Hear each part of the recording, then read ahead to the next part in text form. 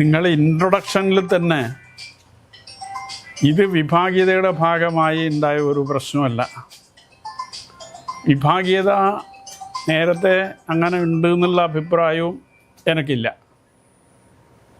ഈ ഫണ്ട് വിവാദം വന്നപ്പോൾ യഥാർത്ഥത്തിൽ ഇത് വിഭാഗീയതയുടെ ഭാഗമാണ് എന്ന് വരുത്തി തീർക്കാനുള്ള ബോധപൂർവമായ ശ്രമം ചില കേന്ദ്രങ്ങളിൽ നിന്ന് ഉയർത്തിക്കൊണ്ടുവന്നതാണ്.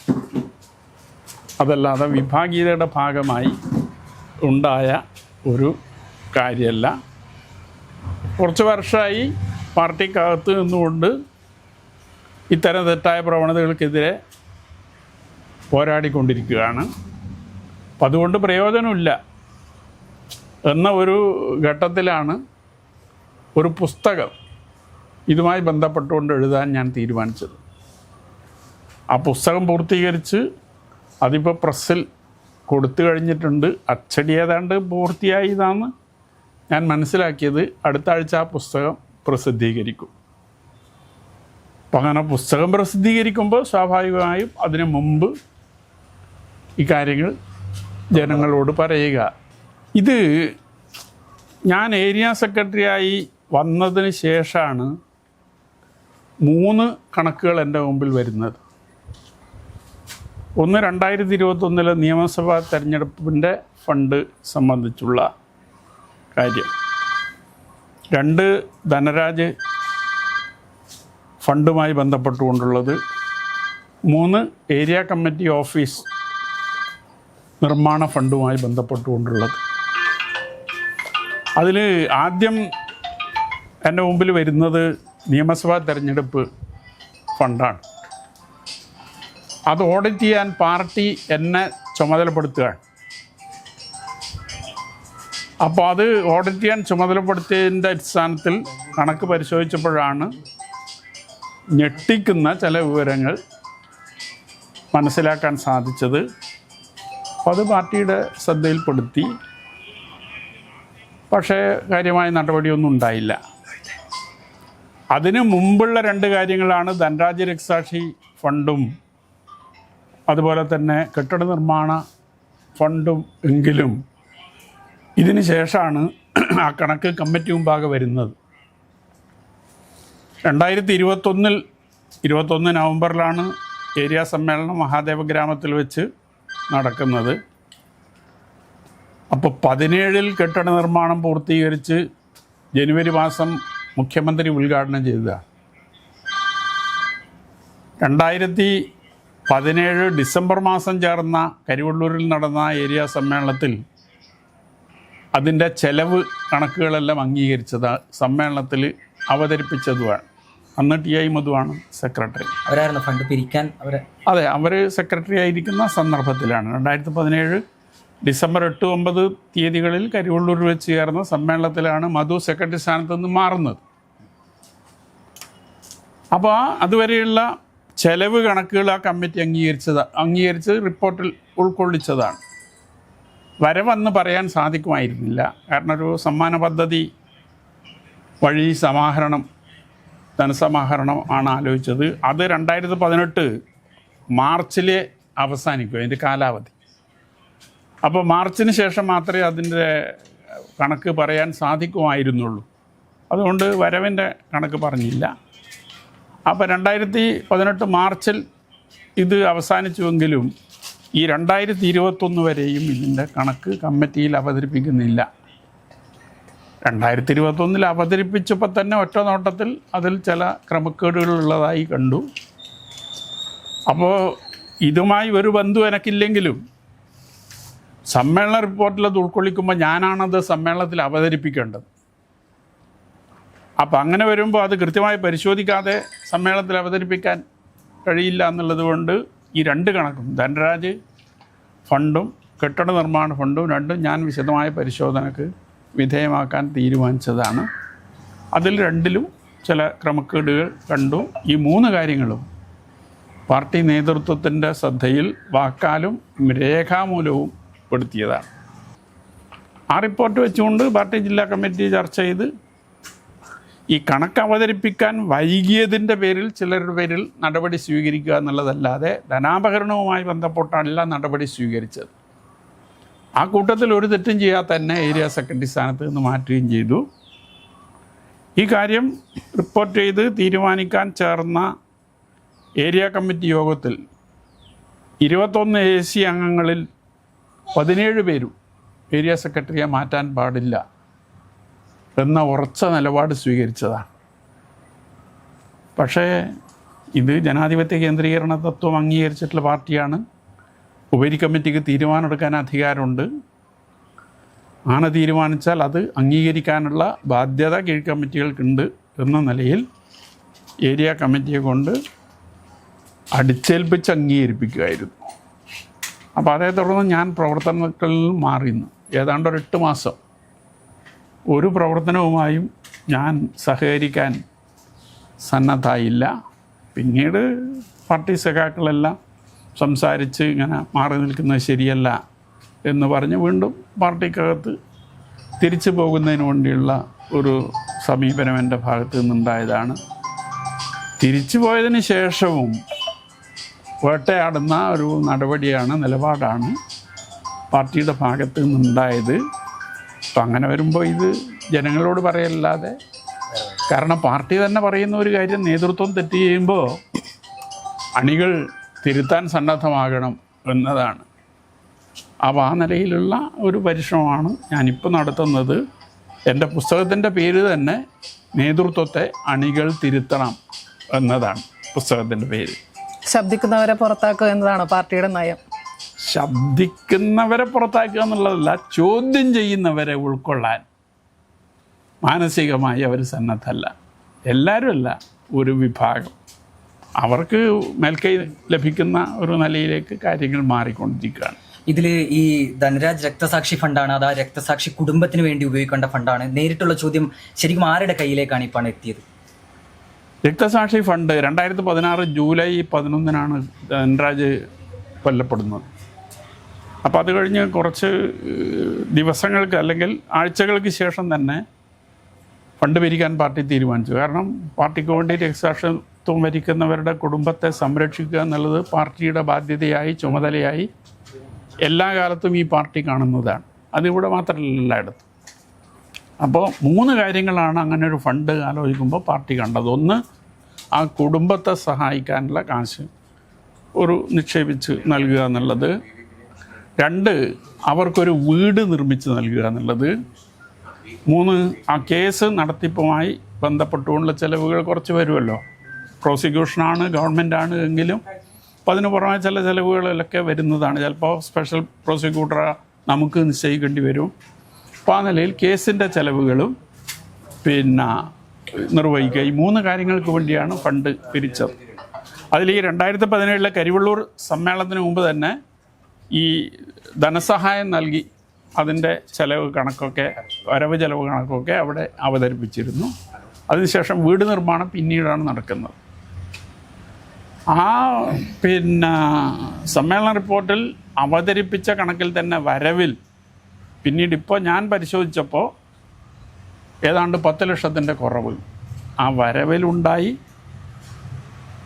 പിന്നീട് വീട് നിർമ്മാണവുമായി ബന്ധപ്പെട്ട് വന്നിട്ടുള്ള കണക്ക് 2021 അവതരിപ്പിക്കുന്നത്. അതിലും യഥാർത്ഥ ചെലവിൽ കൂടുതൽ ചെലവ് കാണിക്കുന്ന ഒരവസ്ഥയുണ്ടായി. അപ്പോൾ അതാണ് ഈ രക്തസാക്ഷികൾക്ക് വേണ്ടി ഫണ്ട് പിരിച്ച് അതിൽ നിന്ന് ഒരു നയാ പൈസ പോലും ഒരു പാർട്ടിക്കാരനും വ്യക്തിപരമായി കൈകാര്യം ചെയ്യാൻ സന്നദ്ധമാകാത്തതാണ് ഈ പാർട്ടി. അങ്ങനെയാണ് രക്തസാക്ഷികൾ ഈ പാർട്ടി കാണുന്നത്. പക്ഷേ ആ ഫണ്ടിൽ പോലും കൃത്രിമം കാണിക്കാൻ തയ്യാറായി എന്നതാണ് ഏറെ എന്നെ വേദനിപ്പിച്ച ഒരു കാര്യം. ഇത് ഒറ്റപ്പെട്ട ഒരു കേസാണെന്ന് തോന്നുന്നുണ്ടോ? ഒറ്റപ്പെട്ട കേസല്ല. സാധാരണഗതിയിൽ ആർക്കും തെറ്റുപറ്റാം. അങ്ങനെ വരുമ്പോൾ തിരുത്താനുള്ള അവസരം കൊടുക്കുക എന്നുള്ളത് സാധാരണഗതിയിൽ ആരും ചെയ്യുന്ന ഒരു കാര്യമാണ്. പക്ഷേ ഇത് ഒരേ സമയത്ത് വന്ന ഈ 3 കാര്യങ്ങളും അതിൽ 3ലും കൃത്രിമം നടന്നു എന്നുള്ളതാണ്. അപ്പം അതുകൊണ്ട് തന്നെ ഒരു തരത്തിലും പൊറുക്കാൻ പറ്റുന്ന ഒരു തെറ്റല്ല ഇവരുടെ ഭാഗത്ത് നിന്ന് ഉണ്ടായത് ഈ രക്തസാക്ഷി ഫണ്ട് അതിനകത്ത് ഏകദേശം എത്ര രൂപ പോയിട്ടുണ്ട് എന്നുള്ളതാണ് കുഞ്ഞുവിഷാട്ടം മനസ്സിലാക്കിയത്. ധനരാജ് രക്തസാക്ഷി ഫണ്ടിൽ നിന്ന് ഏരിയ കമ്മിറ്റി ഓഫീസ് നിർമ്മാണത്തിന് വേണ്ടി 35 ലക്ഷം രൂപ വകമാറ്റി എന്നതാണ് അവതരിപ്പിച്ച കണക്ക്. അങ്ങനെ വകമാറ്റേണ്ടി വരുമ്പോൾ പാർട്ടി ഏരിയ കമ്മിറ്റിയിൽ പറഞ്ഞ് കമ്മിറ്റി ചർച്ച ചെയ്ത് കമ്മിറ്റിയുടെ അംഗീകാരത്തോടു കൂടി മാത്രമേ പാടുള്ളൂ. പക്ഷെ ഒരിക്കൽ പോലും ഏരിയ കമ്മിറ്റിയിൽ ഇങ്ങനെ കെട്ടിട നിർമ്മാണത്തിന് ഫണ്ട് തികയില്ല എന്നും തൽക്കാലം ഈ ധനരാജ് ഫണ്ടിൽ നിന്ന് വകമാറ്റണം എന്നും ആവശ്യപ്പെടുകയോ ചർച്ച ചെയ്യുകയോ തീരുമാനിക്കുകയോ ചെയ്തിട്ടില്ല. ഈ 2021 ഈ കണക്ക് ഏരിയ കമ്മിറ്റിയിൽ അവതരിപ്പിക്കുമ്പോഴാണ് ഇങ്ങനെ 35 ലക്ഷം ധനരാജ് ഫണ്ടിൽ നിന്ന് വകമാറ്റിയിട്ടാണ് കെട്ടിട നിർമ്മാണം പൂർത്തീകരിച്ചത് എന്ന് പറയുന്നത് ഏരിയ കമ്മിറ്റി അംഗങ്ങൾ മനസ്സിലാക്കുന്നത്. എത്ര രൂപയാണ് ധനരാജ് ഫണ്ടായിട്ട് എത്ര രൂപ കിട്ടിയിട്ടുണ്ടായിരുന്നത്? ഏതാണ്ട് 1 കോടിയുടെ അടുത്ത്. 1 കോടി. അതിനകത്ത് 35 ലക്ഷം രൂപയാണോ കുറവ് എന്നതായിട്ട്? അല്ല. ഈ ധനരാജ് ഫണ്ടും അതുപോലെ തന്നെ കെട്ടിട നിർമ്മാണ ഫണ്ടുമായി ബന്ധപ്പെട്ടുകൊണ്ട് 51 ലക്ഷം രൂപ നഷ്ടപ്പെട്ടിട്ടുണ്ട്. അതിന് പുറമെ ഈ 35 ലക്ഷം കെട്ടിട നിർമ്മാണത്തിലേക്ക് വകമാറ്റി എന്ന് പറയുന്നുണ്ടല്ലോ, അതേറ്റവും ഒടുവിൽ ജില്ലാ കമ്മിറ്റി 40 ലക്ഷമായി വർദ്ധിപ്പിച്ചു. ധനരാജ് ഫണ്ടിൽ നിന്ന് കെട്ടിട നിർമ്മാണത്തിലേക്ക് മാറ്റിയത് 40 ലക്ഷമാണ് എന്ന് ജില്ലാ കമ്മിറ്റി പറയുകയാണ്. ഈ കണക്ക് അവതരിപ്പിച്ചവർ 35 ലക്ഷം എന്ന് മാത്രമേ പറഞ്ഞിട്ടുള്ളൂ. എന്നിട്ട് ജില്ലാ കമ്മിറ്റി പറയുകയാണ് ഈ 40 ലക്ഷം ഏരിയ കമ്മിറ്റി ഫണ്ട് കണ്ടെത്തി തിരിച്ച് ധനരാജ് ഫണ്ടിലേക്ക് കൊടുക്കേണ്ടതുണ്ട്. അപ്പോൾ ഈ യഥാർത്ഥത്തിൽ ബാക്കി വരുന്ന 51 ലക്ഷവും ഈ കൊടുക്കാൻ ബാധ്യതയുള്ള 40 ലക്ഷവും കൂടി 91 ലക്ഷം റുപ്യ ഈ 2 ഫണ്ടുമായി ബന്ധപ്പെട്ടുകൊണ്ട് പാർട്ടിക്ക് നഷ്ടപ്പെട്ടിട്ടുണ്ട്. ഈ കുടുംബത്തിന് എത്ര ലക്ഷം രൂപ കൊടുത്തേ? കുടുംബത്തിന് 18 ലക്ഷം രൂപ. അത് അതിന് പുറമെ വീട് നിർമ്മാണത്തിനുള്ള 18 ലക്ഷം രൂപ മാത്രം. അതെ, അമ്മയുടെ പേരിൽ 2 കുട്ടികളുടെ പേരിൽ ഭാര്യയുടെ പേരിൽ ഈ 4 പേരുടെ പേരിൽ ഫിക്സഡ് ഡെപ്പോസിറ്റ് ആയി നൽകിയത് 18 ലക്ഷം രൂപ. ഈ വകമാറ്റി ചെലവിട്ടതും അല്ലെങ്കിൽ അടിച്ചു മാറ്റിയതുമായിട്ടുള്ള തുക വ്യക്തിഗതമായിട്ടാണോ പോയത്, അല്ല എന്തെങ്കിലും കൂട്ടായിട്ടുള്ള ആരെങ്കിലും ആണോ എടുത്തിരിക്കുന്നത്? ഒരാൾ എന്നുള്ള കണക്ക് കൂട്ടൽ എനിക്കില്ല. അതിൽ ചിലരല്ല. അല്ല അതിൽ അന്നത്തെ ഏരിയ സെക്രട്ടറി KP മധുവിനും പങ്കുണ്ട്. ഈ ടി ഐ മധുസൂദൻ എന്താണ് അതിൽ കൃത്യമായ പങ്ക് എന്താണ്, എങ്ങനെയാണ്? TI മധുസൂദൻ്റെ കാലത്താണ് ഈ ഫണ്ട് പിരിക്കുന്നത്. 2016 ഞാൻ പറഞ്ഞല്ലോ, 2016 ജനുവരിയിലാണ് ഈ ഫണ്ട് പിരിവ് നടക്കുന്നത്. 2016 തന്നെയാണ് 17 തന്നെയാണ് ഇത് കൊടുക്കുന്നത്. 2017 ഡിസംബർ മാസത്തിലാണ് TI മധുസൂദൻ ഏരിയ സെക്രട്ടറി സ്ഥാനത്ത് നിന്ന് മാറുന്നത്. അതുവരെ എല്ലാം കൈകാര്യം ചെയ്തത് TI മധുസൂദനാണ്. അപ്പോൾ ആ നിലയിൽ അതിൻ്റെ ഉത്തരവാദിത്വം ഏരിയ സെക്രട്ടറിക്കാണ്. മധുവിന് തുടർച്ചയായിട്ട് പിന്നീട് KP മധു ഏരിയ സെക്രട്ടറിയായി വന്നു. അതിനുശേഷമുള്ള കാര്യങ്ങളിൽ KP മധുവിനും ഉത്തരവാദിത്വമുണ്ട്. നമ്മളിത് ഇതിനകത്ത് കുഞ്ഞുകൃഷ്ണനാട്ടിൽ നേരത്തെ ഇത് പരാതി പല ഘട്ടങ്ങളിലും പല നേതാക്കന്മാരായിട്ട് ഉൾപ്പെടെ പങ്കുവച്ചിട്ടുണ്ടായിരുന്നു. സംസ്ഥാന സെക്രട്ടറി ഉൾപ്പെടെയുള്ളവരടുത്ത് പങ്കുവച്ചിട്ടുണ്ട്. ഏതൊക്കെ നേതാക്കന്മാരടുത്ത് എന്തായിരുന്നു അതിൻ്റെ ഒരു പ്രതികരണം? അല്ല, ഞാൻ സംസ്ഥാന പാർട്ടി സെക്രട്ടറി ആണല്ലോ, പാർട്ടിയുടെ ഉത്തരവാദപ്പെട്ട ആൾ. സംസ്ഥാന സെക്രട്ടറിയുടെ ശ്രദ്ധയിൽപ്പെടുത്തുകയാണ് ചെയ്തത്. ഈ 3 കാര്യങ്ങൾ സംബന്ധിച്ചും കൃത്യമായി വാക്കാൽ വിശദീകരിച്ചു കൊടുത്തിട്ടുണ്ട്. അതിനു പുറമെ രേഖാമൂലം ഇതെല്ലാം സംസ്ഥാന സെക്രട്ടറിക്ക് നൽകുകയും ചെയ്തു. അദ്ദേഹം ഇവിടെ വന്ന് ജില്ലാ കമ്മിറ്റിയിൽ ചർച്ച ചെയ്ത് അദ്ദേഹത്തിന് ഏകപക്ഷീയമായി തീരുമാനിക്കാൻ കഴിയുന്ന കാര്യമല്ലല്ലോ. ജില്ലാ കമ്മിറ്റി ആണല്ലോ അത് സംബന്ധിച്ച് ചർച്ച ചെയ്ത് തീരുമാനമെടുക്കുന്നത്. ജില്ലാ കമ്മിറ്റിയും ഏരിയ കമ്മിറ്റിയും. അപ്പം അതിനുള്ള ഇടപെടൽ അദ്ദേഹം നടത്തി എന്നതാണ് മനസ്സിലാക്കാൻ സാധിച്ചത്. കോടിയേരിക്ക് ശേഷം MV ഗോവിന്ദനുമായി സംസാരിച്ചിട്ടുണ്ടോ ഈ വിഷയം? MV ഗോവിന്ദനുമായി ഈ ഫണ്ട് വിഷയം സംബന്ധിച്ച് സംസാരിച്ചിട്ടില്ല. കാരണം എന്നെ ഏരിയ സെക്രട്ടറി സ്ഥാനത്ത് നിന്ന് മാറ്റിയതുമായി ബന്ധപ്പെട്ടുകൊണ്ട് ആ തീരുമാനം എടുത്ത് ഒരാഴ്ചക്കുള്ളിൽ തന്നെ ഞാൻ സംസ്ഥാന കമ്മിറ്റിക്ക് ഒരു പരാതി കൊടുത്തിരുന്നു. അത് കോടിയേരി സെക്രട്ടറി ഉള്ളപ്പോൾ തന്നെയാണ്. പിന്നീട് കോടിയേരി പോയി ഗോവിന്ദ മാഷ് സെക്രട്ടറിയായി വന്നതിന് ശേഷം ഞാൻ 2-3 തവണ ഗോവിന്ദ മാഷുമായി ബന്ധപ്പെട്ടു. ഞാൻ ഗോവിന്ദ മാഷോട് ചോദിച്ചൊരു ചോദ്യം എന്നെ പാർട്ടിക്ക് വേണ്ടേ എന്നത് മാത്രമാണ്. എന്താ അങ്ങനെ ചോദിക്കുന്നു ചോദിച്ചു. ഞാൻ പറഞ്ഞു ഞാനൊരു തെറ്റും ചെയ്തിട്ടില്ല, പാർട്ടി ഏകപക്ഷീയമായി എന്നെ മാറ്റുകയാണ്. അപ്പോൾ സ്വാഭാവികമായും അതേ തുടർന്ന് ഞാൻ പ്രവർത്തനത്തിൽ നിന്ന് മാറി നിൽക്കുകയാണ്. അപ്പോൾ പാർട്ടിക്ക് എന്നെ വേണ്ടാന്നുള്ള നിലപാടാണ് കണ്ണൂരിലെ പാർട്ടി എടുത്തത്. അപ്പം അതുകൊണ്ടാണ് സംസ്ഥാന കമ്മിറ്റിക്ക് ഞാനൊരു പരാതി എന്നുള്ള രീതിയിൽ നൽകിയത്. അതിൻ്റെ മേലെ സംസ്ഥാന കമ്മിറ്റിയാണ് തീരുമാനം എടുക്കേണ്ടത്. അപ്പോൾ ആ നിലയിൽ പിന്നീട് എം പി ഗോവിന്ദ മാഷ് ഉൾപ്പെടെ വന്ന് ചർച്ച ചെയ്തിട്ടാണ് പിന്നീട് ചില തീരുമാനങ്ങൾ ഉണ്ടായത് എന്നാണ് മനസ്സിലാക്കാൻ സാധിച്ചത്. പിന്നീട് എങ്ങനെയാണ് പിന്നീട് ജില്ലാ കമ്മിറ്റിയിലേക്ക് ക്ഷണിക്കാൻ തീരുമാനിച്ചു. കഴിഞ്ഞ സമ്മേളനത്തിൽ ജില്ലാ കമ്മിറ്റിയിലേക്ക് തിരഞ്ഞെടുക്കപ്പെട്ടു. ഇതിപ്പോൾ നമ്മളിപ്പോൾ ഈ നിർണായക ഘട്ടത്തിലാണ് കുഞ്ഞുകൃഷ്ണൻ ഈ കാര്യങ്ങളെല്ലാം തുറന്നു പറയുന്നത്. അതെന്തുകൊണ്ടാണ് അങ്ങനെ ഒരു തുറന്നു പറച്ചിൽ?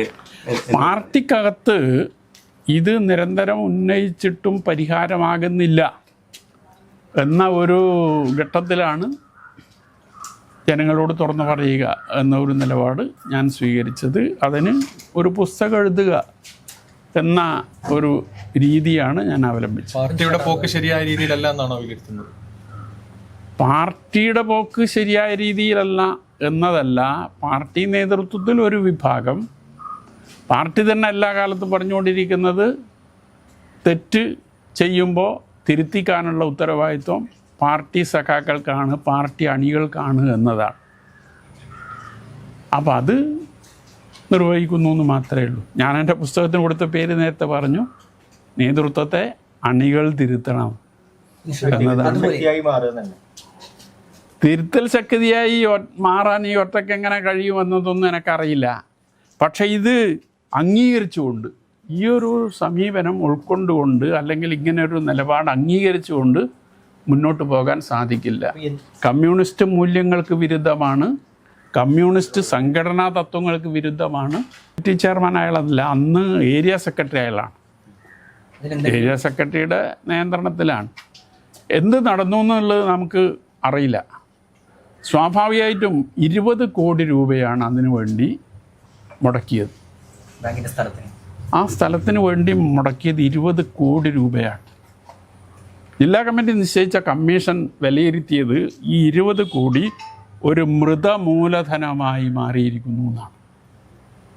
ഉപയോഗിച്ച വാക്കതാണ്, മൃതമൂലധനമായി മാറിയിരിക്കുന്നു എന്നുള്ളതാണ് ആ കമ്മീഷൻ ഉപയോഗിച്ച വാക്ക്. അതിൽ ആർക്ക് എത്ര കമ്മീഷൻ എന്നതൊന്നും, സ്വത്ത് കച്ചവടമായി ഒരു കമ്മീഷൻ സാധാരണഗതിയിൽ നടക്കുന്നതാണല്ലോ ബ്രോക്കറേജ് എന്ന് പറയുന്നത്. അതിനാർക്കെങ്കിലും തെളിവ് കൊടുക്കാൻ പറ്റുമോ? കമ്മീഷൻ വാങ്ങിയതിന് ആർക്കെങ്കിലും തെളിവ് കൊടുക്കാൻ പറ്റുമോ? അപ്പോൾ ഇത് ജില്ലാ കമ്മിറ്റിയിൽ ഞാൻ ഉന്നയിച്ചപ്പോൾ അതിനും കമ്മീഷൻ വെച്ച് തെളിവ് ഹാജരാക്കിയില്ല എന്ന് പറഞ്ഞ് തള്ളുകയാണ് ചെയ്തത്. ഈ അന്വേഷണ കമ്മീഷൻ എല്ലാം പ്രഹസനമായി മാറുകയാണ് ചെയ്തത്. ഈ പറഞ്ഞ എല്ലാ, ഞാൻ എൻ്റെ പുസ്തകത്തിൽ പറയുന്നൊരു കാര്യമുണ്ട്, 2 തരത്തിലാണ് കമ്മീഷൻ ഉപയോഗപ്പെടുത്തുന്നത്. ഒന്ന്, തെറ്റ് ചെയ്തവരെ സംരക്ഷിക്കണമെങ്കിൽ ഒരു കമ്മീഷൻ വെച്ചാൽ മതി. 2, തെറ്റ് ചെയ്യാത്തവരെ ക്രൂശിക്കണമെങ്കിൽ അതിനും കമ്മീഷൻ വെച്ചാൽ മതി. ഈ 2 വിഷയവുമായി ബന്ധപ്പെട്ടുകൊണ്ട് എനിക്ക് നേരിട്ടുള്ള അനുഭവമാണ്.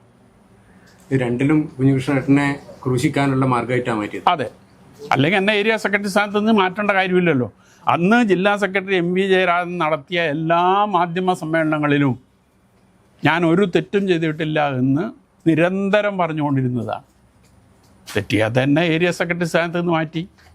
മറ്റവർ കണക്ക് അവതരിപ്പിക്കാൻ വൈകി എന്നുള്ളതുകൊണ്ട് ചില നടപടിയെടുത്തു. 1 വർഷം പൂർത്തിയാകുന്ന തീയതിക്ക് അവരെ മുഴുവൻ തിരിച്ചെടുത്തു. ഞാൻ മാറി നിന്ന സ്ഥലത്ത് തന്നെ. ഈ പാർട്ടി സംവിധാനങ്ങളിൽ നിൽക്കുന്നവർ പിരിച്ചെടുത്ത ഫണ്ടുകൾ വ്യാപകമായി ക്രമക്കേട് നടന്നു എന്ന് താങ്കൾ പറയുന്നു. വ്യാപകമായി എന്നൊന്നും പറയാൻ പറ്റില്ല. അത് സ്വാഭാവികമാണ്. ചിലപ്പോൾ ക്രമക്കേടുകൾ ഉണ്ടാകുക എന്നുള്ളത്, അത് കണ്ടെത്തി അത് ഇല്ലാതാക്കുക എന്നതാണ് പാർട്ടിയുടെ ചുമതല. ആ ചുമതലയാണ് ഞാൻ നിർവഹിച്ചത്. ഇതിങ്ങനെ നിരന്തരമായിട്ട് പാർട്ടിക്കുള്ളിൽ നിന്ന് പറയുമ്പോഴും പാർട്ടി നേതൃത്വം എന്തുകൊണ്ടാണ് താങ്കളെ അവിശ്വസിച്ചത്? എന്നെ അവിശ്വസിച്ചു എന്ന് ഞാൻ കാണുന്നില്ല. പക്ഷെ തെറ്റ് ചെയ്തവരെ സംരക്ഷിക്കുക എന്നുള്ളതാണ് അതിനേക്കാൾ അവർക്ക് മുഖ്യമായ കാര്യം. ഈ രക്തസാക്ഷി ഫണ്ടിൽ എങ്ങനെ തിരിമറി നടത്തി എന്നുള്ളതിലൊരു വ്യക്തതയാണ്. ഒന്ന്, ഞാൻ നേരത്തെ പറഞ്ഞു, വരവിൽ കുറവ് കാണിച്ചു. യഥാർത്ഥത്തിലുള്ള വരവ് പൂർണ്ണമായും കണക്കിൽ ഉൾപ്പെടുത്തിയിട്ടില്ല. 2, വീട് നിർമ്മാണത്തിന് ചെലവായ സംഖ്യയല്ല, അതിനേക്കാൾ ഉപരി സംഖ്യ ചെലവഴിച്ചു എന്ന് കണക്ക് അവതരിപ്പിച്ചു. പയ്യന്നൂർ ഏരിയയിലേ വിരിച്ചിട്ടുള്ളൂ, ഏരിയയിൽ മാത്രം. ഈ 2 ഫണ്ടും അല്ലെ 3 ഫണ്ടും, തെരഞ്ഞെടുപ്പ് ഫണ്ട് ഏരിയയിലല്ല, മണ്ഡലത്തിൽ. മണ്ഡലം എന്ന് പറഞ്ഞാൽ പയ്യന്നൂർ പെരിങ്ങോം ഏരിയ ചേർന്നതാണ് പയ്യന്നൂർ മണ്ഡലം, 2 ഏരിയ. ഇതിനൊരു കൃത്യമായ കണക്ക് ജില്ലാ കമ്മിറ്റിക്ക് ഉണ്ടാവില്ലേ? ജില്ലാ കമ്മിറ്റിക്ക് ഉണ്ടാവില്ല. ഈ ധനരാജ് ഫണ്ടും പിന്നെ കെട്ടിട നിർമ്മാണ ഫണ്ടും ഏരിയ കമ്മിറ്റിക്കാണുള്ളത്. ഏരിയ കമ്മിറ്റി അംഗീകരിക്കുന്ന കണക്ക് ജില്ലാ കമ്മിറ്റി കൊടുക്കുക എന്നുള്ളതാണ്. ഇവരങ്ങോട്ട് കൊടുക്കുന്ന കണക്ക് മാത്രമേ അത്രയേ ഉള്ളൂ. ഇതിൻ്റെ അകത്ത് ഇപ്പോൾ ഈ ഒരു ഘട്ടത്തിൻ്റെ അകത്ത് കുഞ്ഞികൃഷ്ണൻ ഇങ്ങനെ കാര്യങ്ങൾ വെളിപ്പെടുത്തുന്ന ഘട്ടത്തിൽ പാർട്ടി ഏതെങ്കിലും ഒരു നടപടി വീണ്ടും എടുക്കുമെന്നുള്ളൊരു ആശങ്കയുണ്ടോ? അതായത് ഞാൻ എൻ്റെ പുസ്തകത്തിൽ പറഞ്ഞിട്ടുണ്ട്, ഇങ്ങനൊരു തുറന്നെഴുത്ത് വലിയ പ്രത്യാഘാതമുണ്ടാക്കും എന്ന് ഞാൻ കണ്ടിട്ടുണ്ട്. പാർട്ടി എന്ത് നടപടി സ്വീകരിക്കും എന്ന് പറയാൻ സാധിക്കില്ല.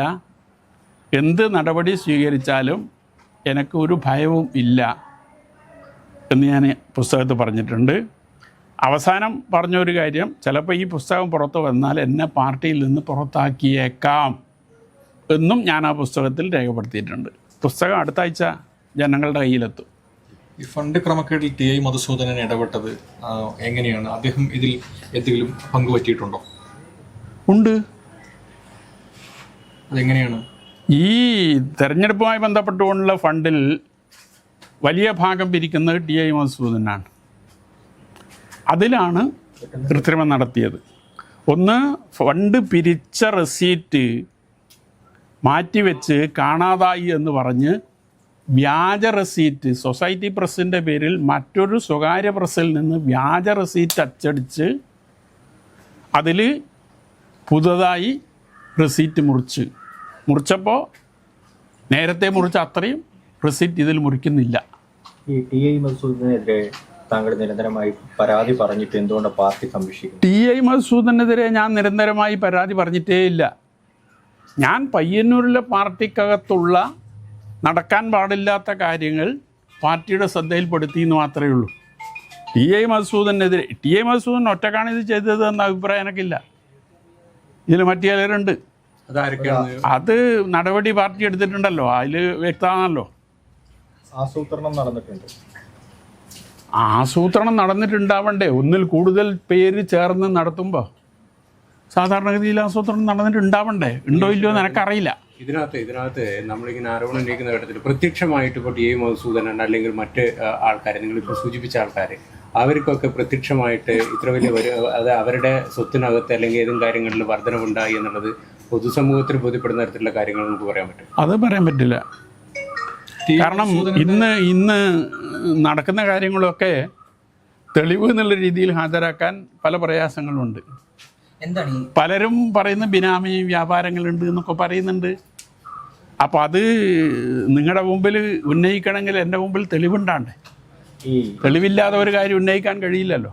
ഇ.പി. ജയരാജനെ കുറിച്ച് എന്താണ് ജില്ലാ കമ്മിറ്റിയിൽ കൊടുത്തത്? ഇ.പി. ജയരാജൻ RSS നേതാവ് ജാവദേക്കർ വന്ന് കണ്ടത് എല്ലാവരും മനസ്സിലാക്കിയ ഒരു കാര്യമാണല്ലോ. കേരളത്തിൽ CPMൻ്റെ നേതാവ് എന്നുള്ള രീതിയിൽ ഇ.പി. ജയരാജനെ മാത്രമേ അയാൾ വന്ന് കണ്ടുള്ളൂ. അത് കാണാൻ എന്താ കാരണം എന്നുള്ളതാണ് ഒരു ഘടകം. അപ്പം അതിൻ്റെ പിന്നിൽ ചില കാര്യങ്ങളൊക്കെ പറഞ്ഞു കേൾക്കുന്നുണ്ട്. ആ പറഞ്ഞു കേൾക്കുന്ന കാര്യം ഞാൻ ജില്ലാ കമ്മിറ്റി യോഗത്തിൽ ഉന്നയിക്കുകയാണ് ചെയ്തത്. അല്ലാതെ ഇ.പിയുടെ സാമ്പത്തിക ഇടപാടുകൾ ഒന്നുമില്ല. ഇനിയിപ്പോൾ ഒരു നിയമസഭാ തെരഞ്ഞെടുപ്പ് വരികയാണ്. MLA വീണ്ടും പരിഗണിക്കുമ്പോൾ അതൊക്കെ പുനഃപരിശോധിക്കപ്പെടുന്നതല്ലേ? അത് പാർട്ടി തീരുമാനിക്കേണ്ട കാര്യമാണ്. സ്ഥാനാർത്ഥി നിർണയം സംബന്ധിച്ച ഒരു ആലോചനയും പാർട്ടി നടത്തിയിട്ടില്ല. അതൊക്കെ പാർട്ടി ചർച്ച ചെയ്ത് തീരുമാനിക്കേണ്ട കാര്യമാണ്. സ്വാഭാവികമായിട്ടും ഒരു പാർട്ടി നടപടിയെ എന്തായാലും താങ്കൾക്ക് മുന്നിൽ ഉണ്ടാകും തന്നെ ഞാൻ പ്രതീക്ഷിക്കുന്നത്. ഒരു ഭയമുണ്ടോ? ഒരു ഭയവുമില്ല. സാധാരണ ഭയക്കണമെന്ന് പലരും എന്നോട് പറയുന്നുണ്ട്. അതെന്തുകൊണ്ടാണ് പാർട്ടിയെ ഭയക്കണം എന്ന് പറയുന്നത്? പാർട്ടിയെ ഭയക്കണം എന്നല്ല, ഇങ്ങനെ ഒരു തുറന്നു പറച്ചിൽ ചില ആക്രമണത്തിനോ മറ്റൊക്കെ ചിലപ്പോൾ പ്രേരിപ്പിച്ചേക്കാം എന്ന് ചിലർ പറയുന്നുണ്ട്. എനിക്കതുമായി ബന്ധപ്പെട്ടുകൊണ്ടൊരു ഭയവുമില്ല. അതറിയില്ല. പയ്യന്നൂരിന്റെ ജനകീയ MLA എന്നാണ് നമ്മൾ ടി.ഐ. മധുസൂദനെ പറയാ. അപ്പം ആ ജനകീയ MLAയുടെ മുഖമാണോ ഇന്ന് അദ്ദേഹം തുറന്നു കാണിച്ചത്? അത് ഏത് MLA ആയാലും വിശേഷിപ്പിക്കുന്നത് അങ്ങനെയാണ്. പയ്യന്നൂരിൻ്റെ ജനകീയ MLA എന്നുള്ളതാണ്. കഴിഞ്ഞ ഫണ്ട് വിവാദം നടക്കുമ്പോൾ പയ്യന്നൂർ നെറ്റ്വർക്ക് ചാനലിന് ഒരു അഭിമുഖം ടി.ഐ. മധുസൂദനൻ തന്നിരുന്നു. അതിൽ അയാൾ പറഞ്ഞൊരു കാര്യമുണ്ട്. പയ്യന്നൂർ ഏരിയ കമ്മിറ്റിയിൽ എനിക്ക് ശത്രുക്കളുണ്ട്. നിങ്ങൾ ആ അഭിമുഖം പരിശോധിച്ചാൽ നിങ്ങൾക്ക് ബോധ്യപ്പെടുന്ന ഒരു കാര്യമാണ്. പയ്യന്നൂർ ഏരിയ കമ്മിറ്റിയിൽ എനിക്ക് ശത്രുക്കളുണ്ട് എന്നാണ് നിങ്ങളോട് പരസ്യമായി മധു പ്രതികരിച്ചത്.